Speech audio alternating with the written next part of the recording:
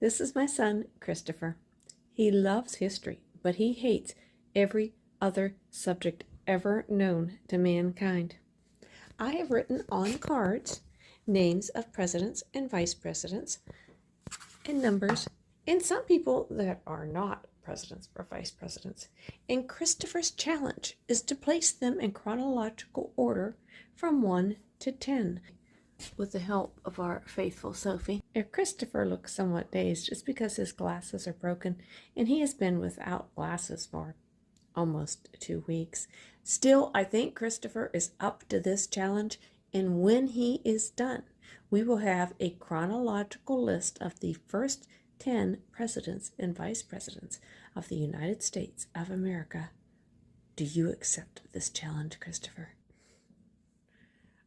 Christopher, you may begin.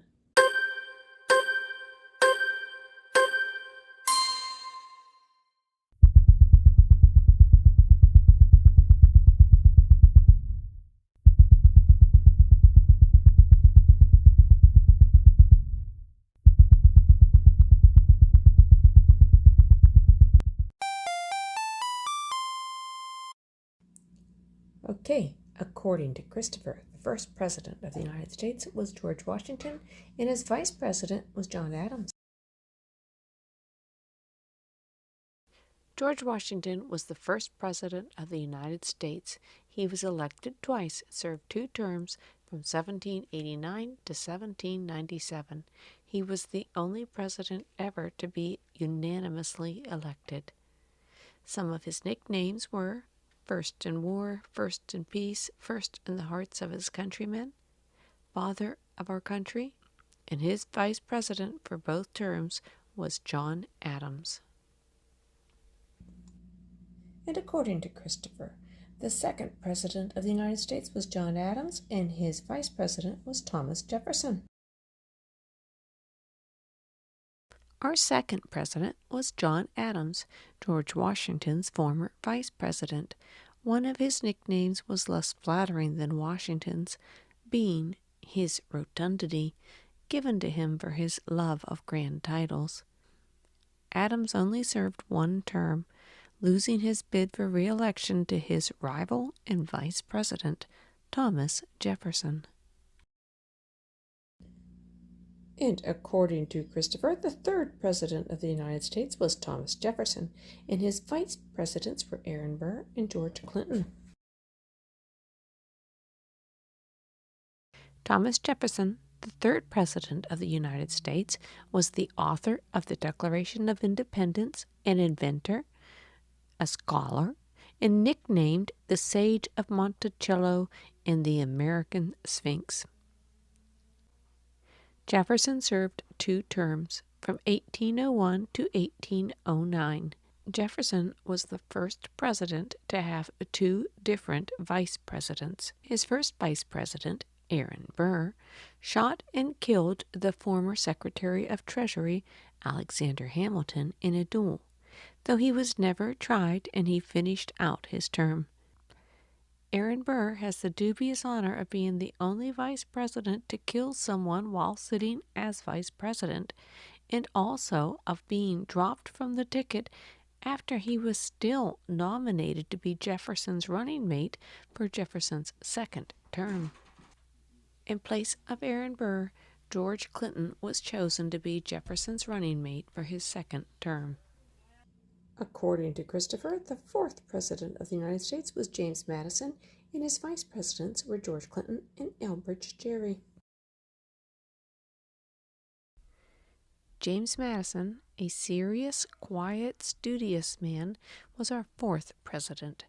James Madison is famed for being hailed as the father of the Constitution, for being the shortest president, having a pretty socialite wife, and for the War of 1812, during which his resourceful wife saved the Declaration of Independence from the invading British.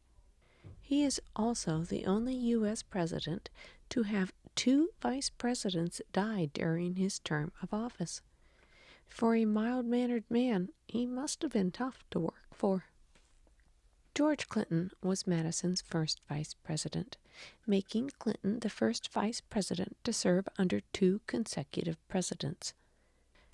Sadly, he was also the first to die in office. Clinton died in 1812 from a heart attack. The office was left vacant until Madison's re-election. Madison's running mate and subsequent vice president for his second term was Elbridge Gerry. The term gerrymandering is named for him. Elbridge Gerry suffered a heart attack and died in 1814, and once again the office was left vacant. According to Christopher, the fifth president of the United States was James Monroe, and his vice president was Daniel D. Tompkins. Our fifth president, James Monroe, served in the Continental Army during the Revolutionary War and was the last of the Founding Fathers to serve as president.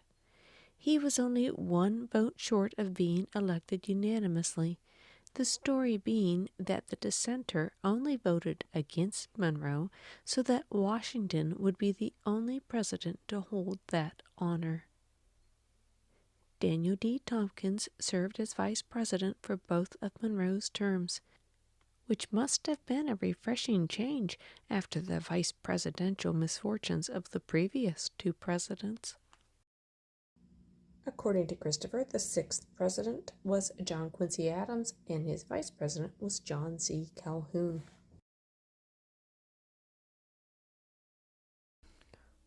The sixth president of the United States, John Quincy Adams, was the son of our second president, John Adams. Quincy Adams was a well-respected, hard-working man. Andrew Jackson's brutal campaign of 1828 destroyed Quincy Adams' bid for re-election. Quincy Adams then went on to be the only president ever to serve in the Congress after being president.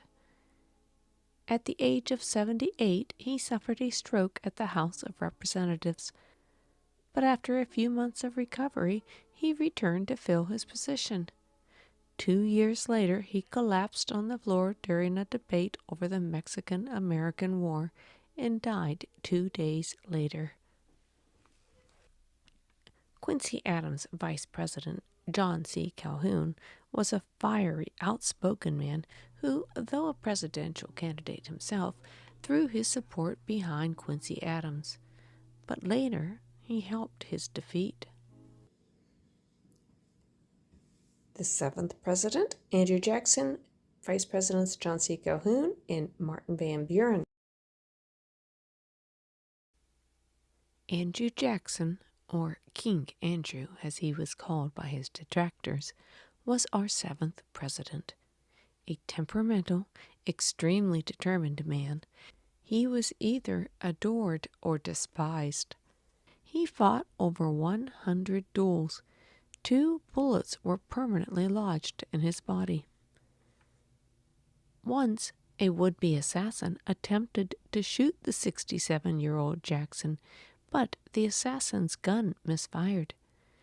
He was soon very sorry because Jackson was so enraged that he beat his attacker with his cane until help came to save the attacker. Calhoun and Jackson had a series of personal and professional conflicts, leading to Calhoun to resign as vice president halfway through Jackson's first term, leaving the post vacant once more until election time. After resigning from the vice presidency, South Carolina elected Calhoun to the Senate. Jackson's second vice president, Martin Van Buren, was a loyal political partner and had aided in Jackson's rise to power. The eighth president, Martin Van Buren, vice president Richard Johnson. Martin Van Buren was the first Dutch-American president and the first whose native language was not English. Richard Johnson, Martin Van Buren's running mate, failed to secure a majority vote in the Electoral College. He is the only vice president who was elected by the United States Senate.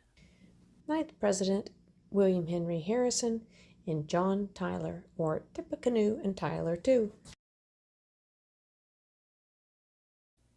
William Henry Harrison's campaign slogan was Tippecanoe and Tyler too, referring to his victory in the Indian Territory over Native Americans led by the Shawnee Tecumseh and his brother, the Prophet. Despite his prowess as a general, he couldn't fight the weather. His term as president lasted only 1 month, making it the shortest presidential term in history. Although the weather was unusually cold, he refused to wear a coat or a hat, and he gave the longest inaugural speech in history, over 2 hours. After the speech, he stood in a receiving line for 3 hours, attended 3 inaugural balls, and continued throughout the month to brave the weather without coat or jacket. By the time March was out, he had contracted pneumonia and died on April 4th, 1841, 1 month after his inauguration. John Tyler, or His Excellency as he was affectionately called, goes down in history as having the shortest vice presidential term ever, exactly 1 month. And the 10th president was just Tyler. Tyler also had the most children of any president. His 15th was born when he was 70 years of age. Being one to do unusual things, he was also the only U.S. president to be evicted from his own political party while serving as president. Quite naturally, he did not seek a second term.